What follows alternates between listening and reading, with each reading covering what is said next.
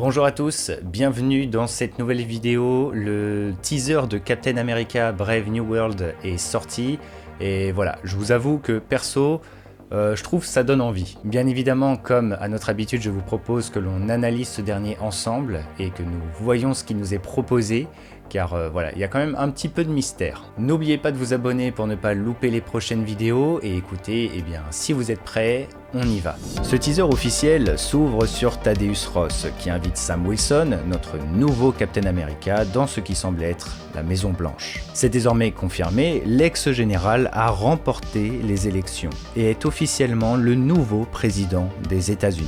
Premier élément intéressant ici, c'est qu'en tant que nouveau président, Thaddeus va souhaiter se rapprocher énormément de Captain America pour qu'il redevienne un symbole militaire, au point de l'inviter en tant qu'hôte de marque lors d'une réception, en plus de lui fournir un tout nouveau costume, point sur lequel nous allons revenir un peu plus tard. Personnellement, j'y vois tout d'abord une réponse aux événements de Secret Invasion, puisque c'est un petit peu le rôle de War Machine, alias James Rhodes, qui, usurpé par un Skrull, s'est énormément rapproché du gouvernement américain, au point de devenir un véritable proche et second du président Ritson.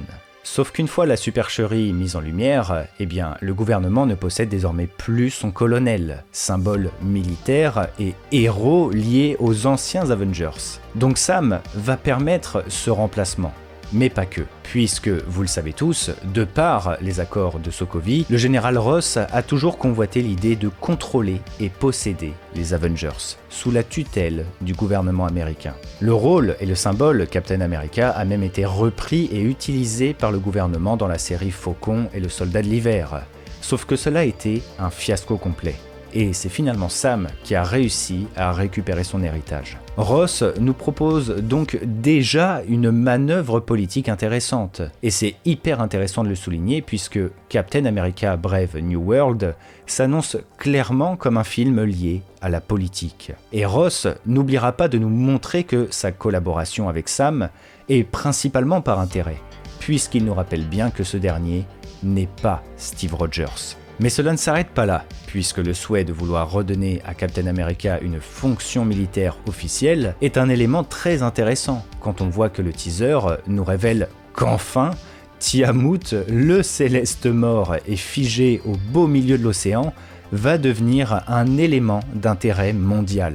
Je suis même prêt à parier que le Céleste fera même l'objet en partie de la cérémonie où Ross va nous présenter ses plans d'action en tant que président. Et le truc, c'est que nous le savons par le biais d'anciens films comme Black Panther 2, mais on se tourne quand même vers de larges conflits mondiaux liés aux ressources précieuses comme le vibranium.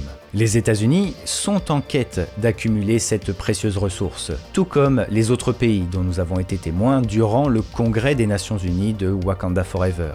Là, avec Tiamut, le Céleste, il y a eu beaucoup de théories à son sujet, mais on nous parlait à l'époque notamment de l'adamantium. Ce n'est pas dit que ce soit ça clairement qui compose le corps du Céleste, mais il est clair que ce dernier, étant issu de l'espace et d'une période même antique de l'univers, eh bien il va nous amener son lot de nouvelles ressources convoitées. Falcon, en tant que capitaine, va donc représenter sous la direction de Ross les États-Unis. Il y a un véritable rapport de force à nous proposer Sam au devant de la scène dans ces conflits mondiaux. Et justement, comme nous pouvons le voir, il semblerait que ces forces américaines, dont Falcon fait partie, vont rentrer justement en conflit avec les forces japonaises. Et ce n'est pas surprenant quand on sait que Tiamut gît dans l'océan Indien, un endroit stratégique et économique largement exploité par le Japon. Et ce conflit entre les deux pays semble aller quand même plutôt loin, puisqu'à la fin du trailer, Sam semble complètement affronter le Hulk rouge, alias Red Hulk, directement au Japon, comme en témoigne la présence de nombreux et très célèbres cerisiers japonais dans le plan. Et d'ailleurs, on se demandait tous comment Sam pourrait s'élever en termes de pouvoir et faire face à de toutes nouvelles menaces. Eh bien, son costume semble répondre désormais à la question, puisque nous voyons Sam détruire tout simplement en plein vol l'un des avions de chasse japonais. Ce qui veut dire du coup que son costume semble donc être composé entièrement de vibranium désormais. en plus de certainement exploiter de toutes nouvelles technologies. On ne va pas se mentir, mais là, Ross l'a mis très bien en réalité. Et en parlant de Ross, justement, comme nous allons le voir, ce dernier, en tant que président, semble victime d'attentats et de trahison. Et Sam nous le souligne très clairement, c'est que malgré que le cercle rapproché de Thaddeus soit infiltré, c'est certainement quelque chose qui l'arrange même. Nous en venons donc à Samuel Sterns, alias le leader. C'est un personnage qui va avoir une place normalement considérable durant le film. Ce dernier nous avait été présenté dans L'incroyable Hulk de 2008. C'est un scientifique qui va récolter et étudier le sang de Banner, alias Hulk, avant de donner naissance à l'Abomination par le biais de ce même sang. Et c'est durant l'opération d'Emil Blonsky que Samuel sera malencontreusement lui aussi infecté par le sang de Hulk. Ce qui du coup, explique la formation de sa tête et sa peau verte. Nous le savons, Thaddeus n'est pas réellement une bonne entité. Et ce n'est pas parce qu'il est devenu président et qu'il travaille avec Sam qu'il est devenu quelqu'un de gentil. Non, pas du tout. Comme le montre le trailer, nous allons faire face à un véritable jeu politique.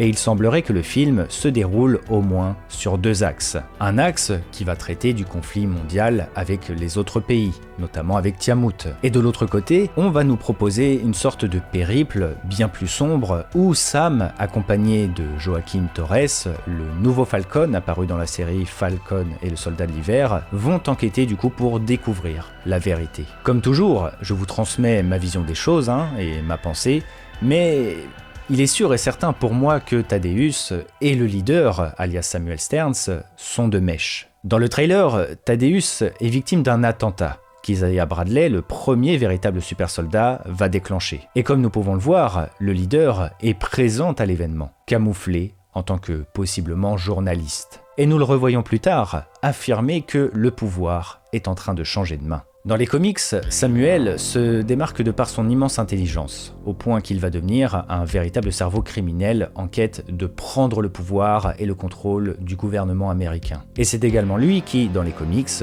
via son groupe de super méchants Intelligentsia, va donner naissance au Hulk rouge, qui n'est autre que bien évidemment Thaddeus Ross. Je vous fais part d'une petite théorie, mais le trailer nous montre bien que Thaddeus est en danger de mort. Son cercle restreint est infiltré, il fait l'objet d'un attentat où on va tenter de lui ôter la vie, et sa transformation en Red Hulk permettrait justement de le rendre invincible. Le truc, c'est que dans le MCU, seul Samuel Sterns a les capacités de générer un nouveau Hulk. Comme le démontre le trailer, nous retrouvons même un laboratoire avec des fioles, une chaise ou encore des tables permettant de tester des sujets. Et tout ça s'apparente grandement à ce que nous proposait le leader dans l'incroyable Hulk. Et si la plupart de ces attentats étaient orchestrés du coup par Thaddeus Ross via le leader, pour déjà des manipulations politiques bien évidemment, mais également causer une pseudo-mort du président ou quelque chose du genre, pour que l'opération Red Hulk du coup soit la seule solution de survie pour Thaddeus, qui par la suite deviendrait une véritable menace invincible. Il y a un vrai désir dans le trailer de nous faire croire que Samuel serait contre Thaddeus, puisque nous le voyons en secret à la cérémonie, ou notamment quand il dit que le pouvoir va changer de main. Thaddeus, en tant que président, symbolise bien évidemment le pouvoir. C'est ce que symbolise le président des États-Unis. Mais il y a clairement manipulation. On sait que cela va être un jeu politique. Et je trouve ça notamment étrange qu'Isaiah Bradley soit à l'origine d'un attentat pour tuer le président. On connaît le personnage, et c'est très surprenant qu'il agisse ainsi. Cela concorde quand même beaucoup plus avec une manipulation et quelque chose d'orchestré. Et tout ça, je ne vous dis pas ça non plus par hasard, car en plus de la cohérence, Thaddeus a déjà trouvé la mort dans les comics, avant d'être ramené justement à la vie par le leader, qui l'a en plus perfectionné dans les comics. Enfin, si on s'intéresse au cas de Giancarlo Esposito, son rôle est encore plutôt mystérieux, ainsi que ses intentions. Mais un nom ressort quand même pas mal, c'est J.W. Bridge. Ce personnage est un mercenaire qui a longuement travaillé avec le Shield, mais également le gouvernement américain, ou encore Valentina Allegra des Fontaines. Dans le trailer, Giancarlo semble incarner complètement un mercenaire, à voir si c'est bel et bien Bridge, mais dans tous les cas, qui dit mercenaire badass, dit forcément contrat donné par un employeur. Quelqu'un a certainement dû acheter les services de ce dernier. À part s'il agit à son compte bien évidemment, mais je vous avoue que j'ai le doute, ça m'étonnerait quand même. Et le truc, c'est que voilà, je vous avoue aussi qu'il y a un personnage qui manque dans toute cette équation, c'est Valentina. Étant donné le conflit mondial qui se profile, et de la présence de Tiamut qui amène un énorme poids à toute l'équation, eh bien, comme je vous en avais parlé dans la vidéo Thunderbolts, Valentina sera forcément impliquée, étant donné qu'elle est la directrice de la CIA. Et la CIA, eh bien, c'est une organisation liée au renseignement et l'espionnage des autres pays du monde. Et je le pose comme ça, hein, mais au vu de ses actions dans les dernières productions Marvel, je ne serais pas étonné de la voir affiliée à certaines entités malveillantes, ou des mercenaires comme semble incarner possiblement Giancarlo Esposito. Dans tous les cas, il sera très intéressant de voir tout l'impact du Red Hulk dans l'histoire et comment Sam va du coup démêler tout ça. Il faut le dire, mais Harrison Ford n'est quand même plus tout jeune, et là, en tant que Red Hulk,